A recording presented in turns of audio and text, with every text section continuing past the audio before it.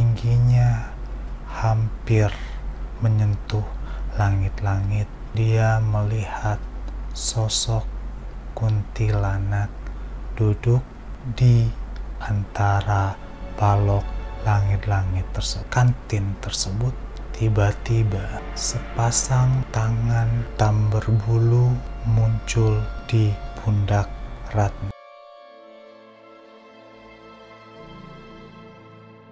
Hai sob, selamat datang di channel Rodijime. Thanks for clicking this video. For today's video, kita akan melanjutkan kisah horor, pengalaman mistis yang terjadi di sekolah baru tempat gua menempuh pendidikan. Ada beberapa tokoh yang terlibat dalam kisah ini, Pak Udin, Bu Lastri, dan anaknya. Untuk tidak berlama-lama, mari kita masuk ke video.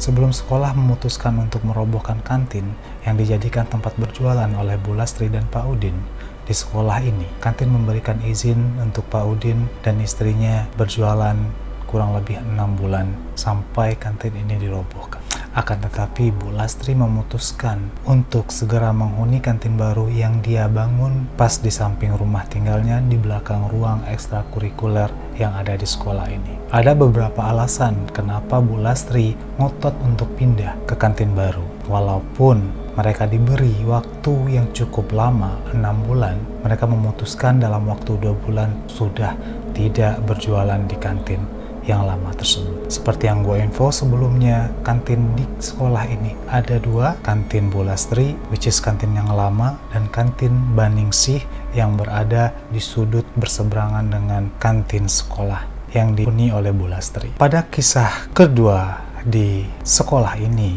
terdapat beberapa intrik yang berseliweran gua dengar dari berbagai pihak yang terlibat di dalamnya. Akhirnya terbongkar alasan kenapa Bu Lastri segera ingin pindah dan apa hubungannya dengan warung Mbak Ningsih. Seperti di video sebelumnya, Bu Lastri sudah menghadapi beberapa pengalaman mistis yang terjadi di kantin, bahkan sampai ke rumahnya. Hal tersebut sebenarnya sudah terjadi cukup lama, tapi Bu Lastri sudah tidak sanggup untuk mengalami pengalaman-pengalaman yang semakin terjadi sangat rutin dialami oleh Bu Lastri di kantin lama tersebut. Menurut Bu Lastri, pengalaman ini terjadi ketika Bu Ningsih sudah mulai mendapat izin untuk berjualan di areal sekolah. Sebelumnya, Mbak Ningsih bukanlah orang yang menjalankan bisnis kantin di sekolah ini. Ada orang lain sebelum Mbak Ningsih. Akan tetapi orang tersebut memutuskan untuk berhenti berjualan di sekolah dan kemudian digantikan oleh Mbak Ningsih. Ada beberapa hal yang cukup menarik di saat gua sekolah di sana adalah sebagian besar cerita-cerita horor atau pengalaman-pengalaman yang terjadi di kantin lama itu gua dengar dari Mbak Ningsih. Mbak Ningsih tipikal orang yang suka bercerita dan memberikan info terbaru yang terjadi di sekolahan kepada siswa-siswa yang berlanja di warung Mbak Ningsih. Pernah beberapa kali Mbak Ningsih mengatakan kepada kami siswa yang belanja di situ untuk tidak makan atau minum atau sekedar membeli belanjaan di warung Bu Lastri. Mbak Ningsih bilang kalau warung Bu Lastri itu memakai penglaris. Jadi secara terang-terangan Mbak Ningsih mengatakan kepada kita kalau Bu Lastri menggunakan cara yang tidak benar untuk menarik siswa belanja ke tempatnya. Tidak sekali dua kali juga Mbak Ningsih mengatakan kalau Bu Lastri itu melakukan kegiatan pesugihan. Makanya banyak sekali anak-anak yang kesurupan ketika belanja di warung Bu Lastri. Tentu saja hal tersebut bukan berarti tidak pernah didengar oleh Bu Lastri, tapi sejauh yang gue lihat, Bu Lastri selalu menghadapi masalah itu dengan tenang. Dia tidak pernah konfrontasi terhadap tuduhan yang disebarkan oleh Mbak Ningsih. Pernah suatu saat ketika gue makan di warung barunya Bu Lastri, gue iseng nanya ke Bu Lastri, apakah ibu tidak pernah mendengar kalau Mbak Ningsih itu sering menyebarkan cerita-cerita yang menurut saya itu sudah agak terlaluan dan bisa membahayakan bisnisnya Bu Lastri. Tapi dengan santainya Bu Lastri ngomong, ya sudahlah, hal tersebut tidak perlu ditanggapi. Toh selama kalian makan di sini tidak pernah terjadi apa-apa ke kalian. Kalian tidak pernah jatuh sakit, kalian tidak pernah dalam bahaya atau keracunan dari makanan yang kalian beli di sini. Selain itu, Ningsih itu masih keluarga. Bu Lastri selalu menjawab pertanyaan anak-anak yang penasaran. Kenapa Bu Lastri selalu diam ketika Mbak Ningsih menyebarkan cerita-cerita? Sekedar info, Mbak Ningsih tidak tinggal di areal sekolah. Rumah Mbak Ningsih itu kira-kira 5 km dari sekolahan kita. Kisah yang akan gue ceritakan ke kalian ini berhubungan dengan tuduhan-tuduhan yang disebarkan oleh Mbak Ningsih. Kisah ini terjadi ketika sekolahan sudah murid-murid sudah pulang semua. Di saat itu cuman ada Pak Udin yang masih melakukan kegiatan pembersihan di sekeliling sekolah karena rumput di belakang laboratorium sekolah sudah mulai tinggi. Jadi Pak Udin memfokuskan kegiatannya di areal tersebut saat itu. Pada suatu ketika gua mampir ke warungnya Bu Lastri dan kembali menanyakan masalah kabar yang disebarkan oleh Mbak Ningsih, Bu Lastri tidak memberikan jawaban yang pasti atau yang jelas. Jawabannya tetap sama. Dia tidak memikirkan hal tersebut karena dia tahu rezeki sudah ditentukan oleh Tuhan. Toh, walaupun warung saya pindah ke belakang, kalian tetap makan di sini. Seperti itu jawaban Bu Lastri. Dan saya kembali bertanya, kenapa ibu cepat sekali pindah? Padahal masih ada 4 bulan lagi ketika kantin dirobohkan. Dan kantin ibu yang ini belum siap sepenuhnya, belum selesai sepenuhnya. Jadi kantin dia yang di belakang itu belum didinding secara sempurna. Sebagian dari dinding kantin tersebut masih ditutupin plastik.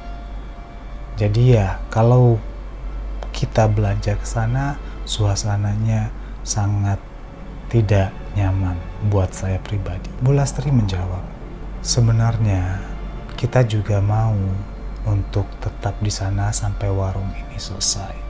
Tapi kejadian demi kejadian yang kami alamin itu makin kesini makin bikin kita nggak tenang sekeluarga. Seperti yang saya ceritakan ke kalian beberapa waktu yang lalu, semenjak kami pindah ke sini itu kami sudah mulai tenang. Kami sudah jarang mengalami kejadian-kejadian yang seperti kami alami sebelumnya. Sebagai orang yang penasaran, saya mulai bertanya, sebenarnya apa sih Bu yang terjadi? Kenapa ibu memutuskan untuk pindah? Bu Lastri menghela nafasnya dan dia pun mulai bercerita. Saat itu jam sudah menunjukkan hampir jam 6 maghrib atau jam 6 sore. Pak Udin masih belum pulang karena masih menyelesaikan tugas pembersihan areal belakang laboratorium. Karena memang rumput di belakang areal laboratorium sudah mulai agak tinggi. Pada saat itu, Bu Lastri masih berjualan di kantin lama tersebut. Kebiasaan Bu Lastri adalah setelah proses belajar mengajar selesai di sekolah tersebut, Bu Lastri membawa semua peralatan masak pulang ke rumah. Tujuannya adalah karena memang segala proses masak-memasak untuk dijual lagi keesokan harinya itu dilakukan di rumah.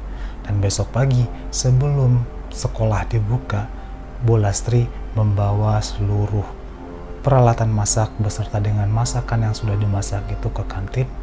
Dan di kantin cuma tinggal dipanaskan ataupun digoreng kalau itu bahan gorengan. Pada saat itu, Bu Lastri merasa sudah membawa semua peralatan masak pulang ke rumah. Akan tetapi, ternyata dia lupa membawa satu panci, yang mana panci ini merupakan panci utama yang digunakan Bu Lastri untuk memasak masakan yang akan dijual di kantin sekolah saat itu. Bu Lastri menyuruh Ratna untuk mengambil panci tersebut di kantin sekolah. Normalnya pada saat itu jam 6 sore di daerah itu masih terang benderang. Kalian masih bisa melihat secara jelas karena memang belum terlalu gelap. Tapi memang saat itu hujan agak turun dengan deras. Ratna yang disuruh Bu Lastri untuk mengambil panci di kantin lama melihat keluar jendela. Sembari menunggu hujan agak sedikit reda, Ratna berdiri di depan pintu rumahnya. Karena merasa hujan tidak akan berhenti, Ratna mengambil payung dan mulai berjalan sedikit agak cepat menuju kantin sekolah. Ratna menyusuri jalan di samping-samping bangunan sekolah yang ditutupin seng. Karena memang tidak seluruh areal sekolah itu dicor. Jadi ketika hujan, jalanan yang berupa tanah itu becek dan licin. Ratna secara hati-hati menyusuri jalan di samping-samping bangunan sekolah. Sesaat dia sampai di lorong sekolah yang menuju ke arah kantin, Ratna berhenti sejenak. Dia merasakan perasaan yang tidak enak. Tiba-tiba timbul rasa takut untuk pergi ke kantin sendirian. Tapi karena memang kondisi saat itu masih cukup terang, walaupun tidak seterang biasanya, Ratna tetap membulatkan tekad untuk pergi ke kantin sendirian. Ratna menuju kantin melewati bangunan laboratorium, berharap dia bisa melihat Pak Udin yang menurut ibunya masih bekerja di belakang bangunan laboratorium. Ternyata Pak Udin gak ada di sana. Ya, karena kondisi saat itu sedikit hujan dan basah, gak mungkin Pak Udin masih melakukan kegiatan membersihkan belakang bangunan laboratorium tersebut. Dengan perasaan yang diyakinkan, Ratna tetap berjalan menuju kantin sekolah. Karena memang areal sekolah itu selalu dikunci pagar gerbangnya ketika tidak ada proses belajar mengajar, maka kantin ini tidak pernah dikunci. Kantin ini mempunyai 2 daun pintu yang cukup lebar. Lebar dari pintu kantin ini kira-kira 1,5 meter dan terdiri dari 2 daun pintu. Ketika Ratna membuka pintu kantin tersebut, Ratna melayangkan pandangannya ke sekeliling ruangan kantin. Karena memang dibantu oleh cahaya yang datang dari luar, Ratna bisa melihat sedikit dengan jelas bagaimana kondisi di dalam ruangan kantin. Ratna kemudian meletakkan payungnya di depan pintu kantin dan dia langsung menuju ke arah dap di dalam ruangan kantin tersebut. Luas kantin ini kira-kira 6 kali 6 meter. Di tengah ruangan kantin ini ada sebuah tiang penyangga untuk menjangga atap sebagai pasak dari bangunan. Dapur terletak di sebelah kiri bangunan ini. Bangunan sebelah kanannya itu merupakan areal makan yang terdiri dari bangku-bangku dan meja-meja yang terbuat dari papan.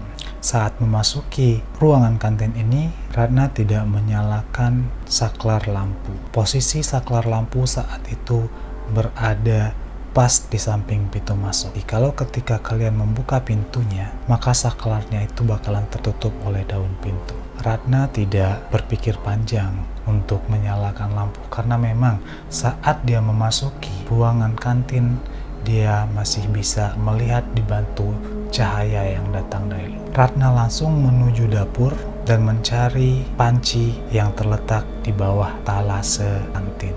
Ketika Ratna membuka pintu laci atau lemari etalase kantin tersebut, tiba-tiba Ratna dikejutkan oleh suara pintu yang tertutup. Seketika ruangan gelap. Ratna terkejut luar biasa. Dengan refleks, Ratna langsung lari menuju ke pintu, berusaha membuka pintu. Akan tetapi pintu tidak bisa dibuka. Seolah-olah ada yang menahan pintu dari luar. Ratna panik luar biasa. Dia berusaha mencari saklar lampu yang berada di dinding di samping pintu. Tapi mungkin karena ketakutannya, Ratna tidak menemukan saklar itu sama sekali. Ratna berteriak, Ratna mulai menangis, dan dia mulai memanggil bapaknya yang dia harapkan masih berada di belakang laboratorium yang tidak jauh dari lokasi kantin. Akan tetapi tidak ada respon sama sekali. Ratna tetap berusaha mencari saklar lampu. Akan tetapi dia dikagetkan oleh suara panci yang jatuh di dapur. Dengan refleks, Ratna mengarahkan pandangannya ke arah sisi dapur. Dia tidak melihat apa-apa di sana. Akan tetapi ketika dia melihat ke arah kanan sisi kantin, di sudut ruangan, Ratna melihat dua cahaya merah yang mengarah ke arah dirinya. Semakin lama Ratna melihat ke arah tersebut, semakin jelas. Dua cahaya merah tersebut merupakan sepasang bola mata yang merah pekat. Bola mata tersebut lurus tertuju menghadap ke arah Ratna. Semakin lama Ratna melihat, semakin jelas bentuk penampakan tersebut. Penampakan tersebut tingginya hampir menyentuh langit-langit kantin tersebut. Ratna berteriak dan kaget luar biasa.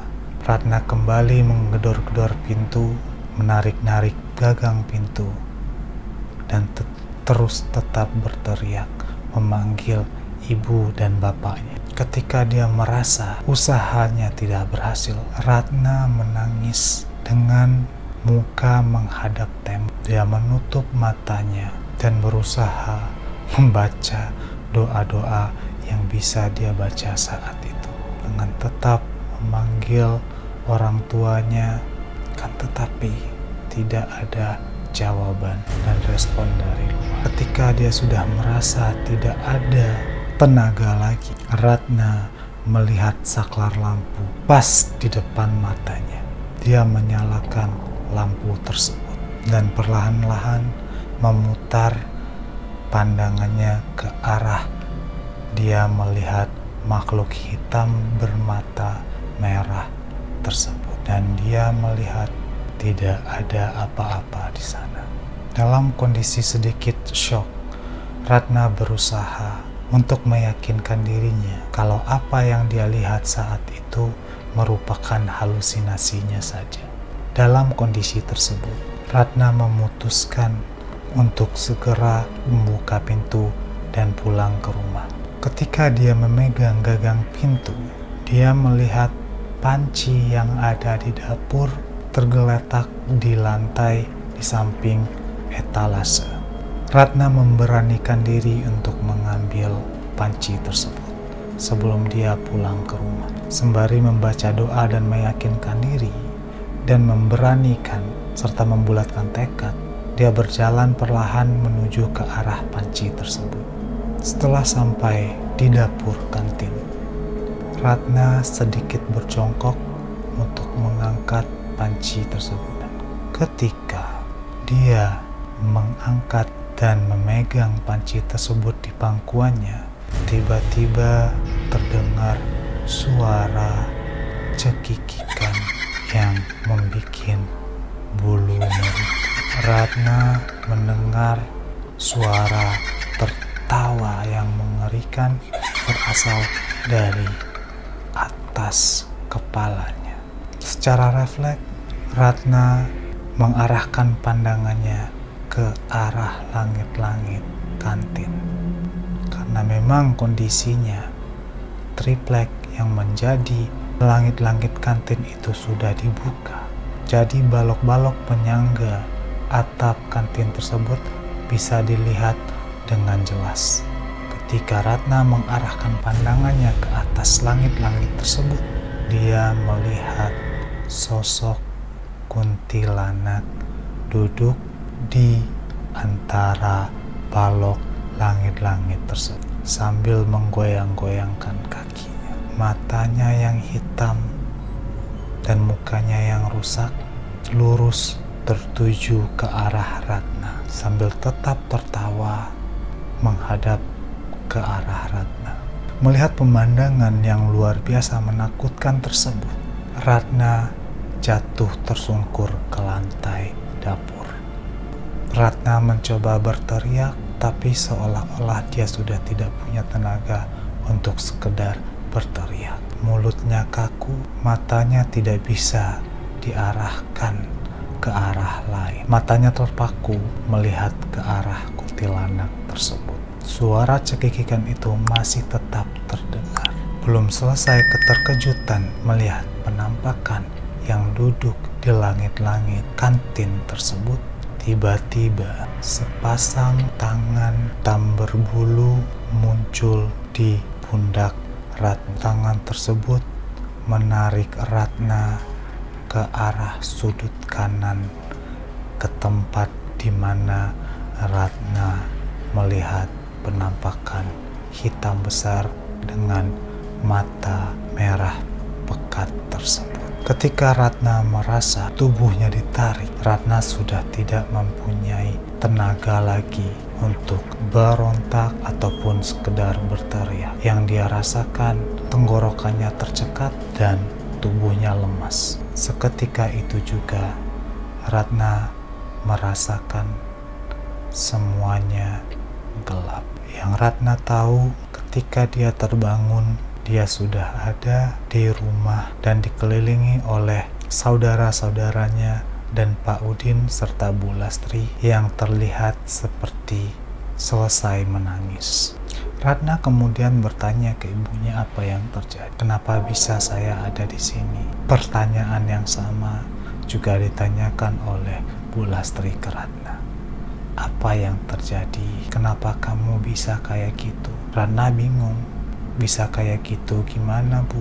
Akhirnya Bu Lastri menceritakan ke Ratna apa yang disaksikan oleh Bu Lastri ketika dia menemukan Ratna di kantin. Ketika kondisi Ratna sudah mulai sedikit membaik, Bu Lastri mulai menceritakan apa yang dia lihat di kantin saat itu. Bu Lastri sadar sudah begitu lama semenjak dia menyuruh Ratna untuk mengambil panci di kantin sekolah.